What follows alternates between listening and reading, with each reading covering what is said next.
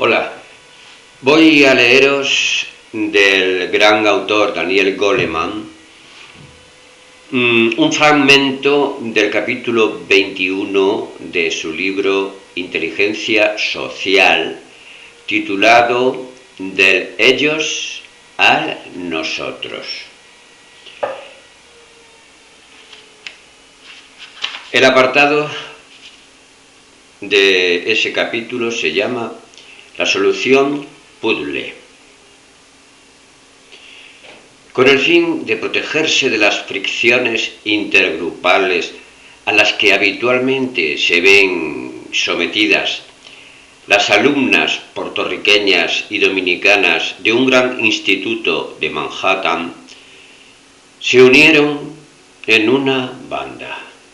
De vez en cuando, sin embargo, todavía surgen problemas ocasionales entre miembros de ambas facciones.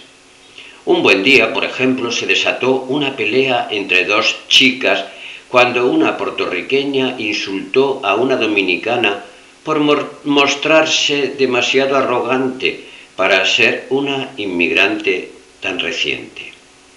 A partir de ese momento, las dos se enemistaron y lo mismo sucedió con las lealtades del grupo.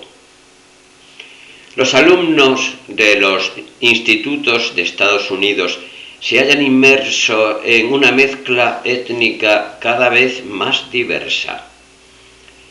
En este nuevo microcosmo global, la forma estándar de la discriminación, que habitualmente es nosotros contra ellos, se ve reinventada de continuo. No es de extrañar por ello que en las viejas categorías enfrentadas, blancos frente a negros, se vean reemplazadas por otras mucho más sutiles. En el Instituto de Manhattan del que acabamos de hablar, por ejemplo, las divisiones no solo se producen entre negros y latinos, sino también entre asiáticos, ABC, American Born Chinese, es decir, chinos nacidos en Estados Unidos, y asiáticos, FOB, Fresh off the boat, es decir, recién llegados. Y las perspectivas de la inmigración en Estados Unidos durante las próximas décadas parecen indicar que esta mezcla multiestratificada, con su gran diversidad de grupos a los que adscribirse o de los que alejarse, seguirá enmarañando más todavía las versiones del nosotros y del ellos. Una lección muy importante de los costes de un clima socialmente tenso fue el espantoso tiroteo que arrasó el Instituto de Columbine el 20 de abril de 1999, cuando dos chicos se vengaron de la marginación a que se habían visto sometidos, matando antes de suicidarse a varios condiscípulos y a un maestro. Esa tragedia inspiró al psicólogo social Elliot Aronson a abordar el problema y concluir que hundía sus raíces en un clima escolar competitivo, exclusivista y marginador. Los adolescentes, empieza comillas, antes de los adolescentes, vuelvo a repetirlo, comillas, los adolescentes que se hallan sumidos en ese entorno viven, según Aronson, atormentados por un clima general de insultos y rechazos que convierte en un auténtico suplicio la experiencia de ir a clase. Hay casos en que esa situación es mucho peor y los alumnos lo describen como un infierno vivo en el que se sienten inseguros, impopulares, insultados y objeto de las burlas de los demás. Cierro comillas. Pero esta situación no afecta solamente a Estados Unidos, porque países como Noruega y Japón están esforzándose también en resolver el problema del acoso escolar. La desconexión se halla presente donde quiera que haya alumnos que se vean rechazados y marginados.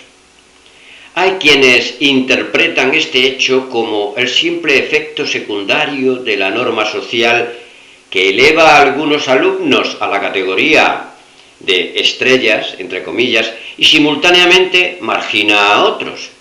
Pero la investigación realizada con las personas a las que se soslaya o recuerda su pertenencia a un grupo marginado, entre comillas, muestra que el rechazo puede hundir al sujeto en la distracción, la preocupación, la ansiedad, el letargo y la sensación de que la vida carece de sentido. Gran parte de la angustia que experimentan los adolescentes se deriva de ese mismo miedo a la exclusión. Recordemos que el dolor provocado por los rechazos se registra en la misma región del cerebro social que reacciona al dolor físico real. El rechazo social de los estudiantes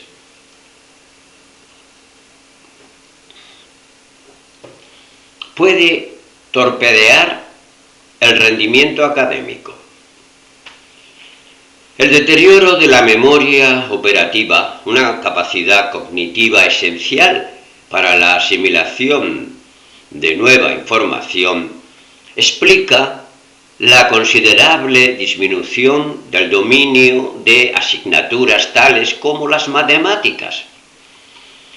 Más allá, sin embargo, de los problemas de aprendizaje, los alumnos desconectados tienden a ser más agresivos y destructivos en clase, al tiempo que muestran una escasa asistencia y un mayor índice de abandono escolar.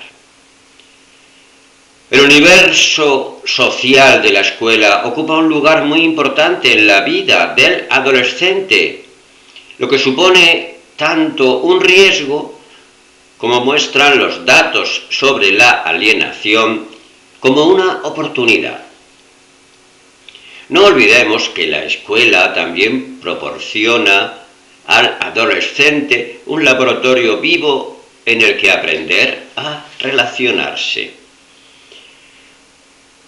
Aronson aceptó el reto de ayudar a los estudiantes a establecer relaciones sanas. Con este objetivo se apoyó en un dato que, según la psicología social, sirve para pasar del ellos al nosotros, según el cual los miembros de grupos hostiles que trabajan juntos en la consecución de un objetivo común acaban aceptándose. Por eso, Aronson aboga por lo que denomina la clase puzzle, es decir, una clase en la que los alumnos deben organizarse en equipo para llevar a cabo un trabajo del que posteriormente serán evaluados. Cada miembro del equipo posee así una pieza esencial del rompecabezas que les permitirá comprender el tema en cuestión. Si el objetivo, por ejemplo, consiste en el estudio de la Segunda Guerra Mundial, los distintos integrantes del equipo deberán especializarse en una determinada tarea, para lo cual acuden a un grupo que congrega a miembros de todos los equipos, donde se aprende el tema que luego deberán explicarse a los miembros de su propio equipo.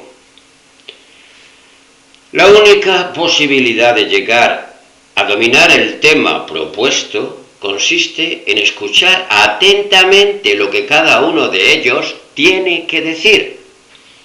Por esta razón, Si el grupo interrumpe la intervención de uno de sus miembros con abucheos o desconecta porque no le gusta la persona que les transmite la información, todos corren el riesgo de suspender.